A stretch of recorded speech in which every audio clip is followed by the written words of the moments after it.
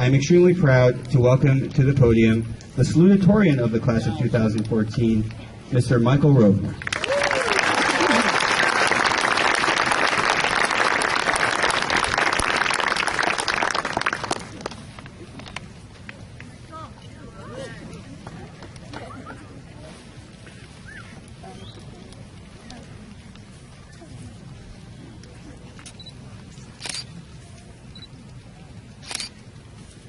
Good morning, students, family members, teachers, and faculty. It is my distinct honor and pleasure to have the opportunity to address all of you this morning.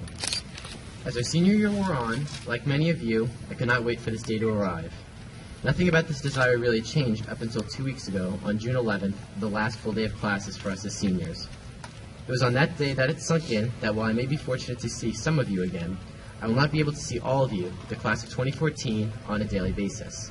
While of course this may seem obvious, it really made me think about the incredible amount of time we have spent together as a class over the past several years and how this chapter in our lives has come to an abrupt end as we all look forward to a new beginning. I'm sure many of you have heard this before. You are the people that you surround yourself with. If you've never believed this, believe it. Think about how your friends have changed from elementary school to middle school to high school and how you have changed over this time as well. Different people give us different perspectives on our outlook on life and on ourselves. I chose to speak about this today because for better or for worse, when we look back on our years in high school, and our years in middle school and elementary school as well, we can reflect on what we did and how our lives have been shaped by those around us. Next year, many of us will begin a new journey, spending 2 or 4 years in college. After college and perhaps graduate school, we will enter the workforce. Data compiled by the Bureau of Labor Statistics in 2012 showed that the average baby boomer had 11.3 jobs over his or her career. This means that the average person had a new job every 4 to 5 years. This also means that somewhere in there, a person works 1 3/10 of a job. I'm not sure what 3/10 of a job looks like, but hopefully I'll learn more about that in college. The reason I mention these statistics is because with so many changes coming, many people will continually come in and out of our lives. It becomes ever more important to be cognizant of who we choose to surround ourselves with. Choose to surround yourselves with people from far and wide, of different backgrounds, ethnicities, religions, and countries, and open your lives to be enriched by allowing them to bring new perspectives into yours. Someone who is very near and dear to me is my tennis coach, who I've known since I was in the 2nd grade. At times, she believed in me more than I believed in myself. If it were not for her suggestion, I probably would not have been involved in community service in high school, which is where I made some of my closest friends and greatest memories. I think all of us to some extent can doubt our own capabilities, and this is why we have friends and family to push us forward. In addition to meeting new people, I would also like to encourage all of you to take advantage of as many opportunities as you can. It doesn't matter where you are going, but wherever you do go, broaden your horizons. Every town and college campus has new and exciting things to try. In my travels, I have found nothing to be more enjoyable than experiencing unique foods, sights, and other attractions of the places I have visited. Sometimes trying something new comes with a risk of failure, humiliation, or defeat. However, do not shy away from these challenges. It is often the riskiest gambles that pay off the most, and it is from our greatest mistakes that we can learn the most. As someone once told me, you should learn to be comfortable being uncomfortable. When you're able to do this, you know there's nothing you can't accomplish. I believe now, more than ever, the world is in need of people who strive to make the world a better place through their everyday actions. It is easy to see that we live in a world fraught with problems, but we are not going to right all the wrongs in our world overnight.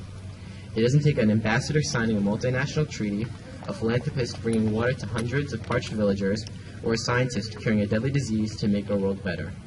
It is very rare that we hear events like these because it is hard to bring about change in our world on such a large scale. Rather, it is going to be the sum of many small acts that will allow us to realize a future that is brighter than our past. It starts with all of us looking to do small things every day that make a positive change. Next year, give $1 to a fundraiser at your school.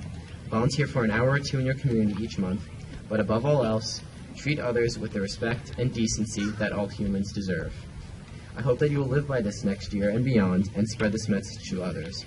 Imagine how many of our problems could be solved if we all tried to be a little bit nicer, cared a little bit more, and did a little bit more. This may sound a bit idealistic, but so is our goal of creating a world better than the one we were born into. Change has to start somewhere, so let's start now. Before I conclude, I would just like to thank the people who were with me through the years I spent in the North Shore schools. First, I am so fortunate to have had so many great teachers to guide me through North Shore. It was evident to me that every teacher I have had cares deeply about what they do, which made all the difference. My teachers were some of the people who helped me discover what I am capable of academically and discover what subjects I am most passionate about. Indeed, I think all the teachers, staff, and administrators in all of the North Shore schools deserve a thank you for all of their support and for helping us make it to make it here today. Can we please have an applause for all of them?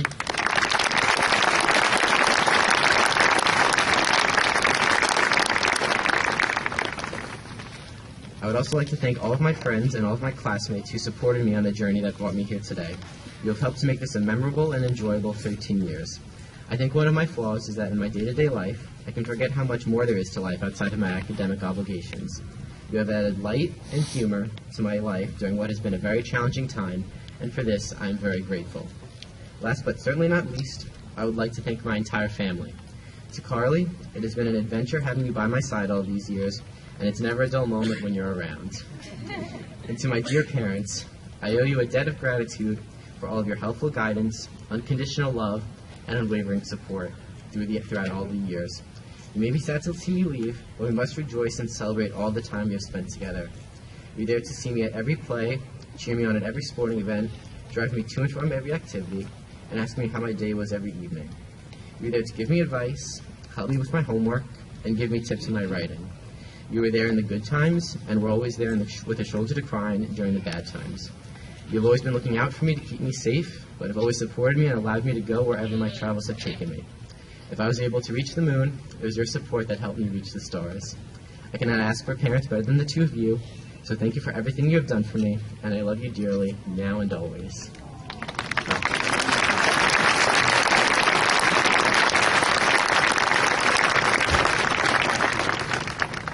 Congratulations again to the class of 2014, and I will leave you with the words of the late and great Maya Angelou.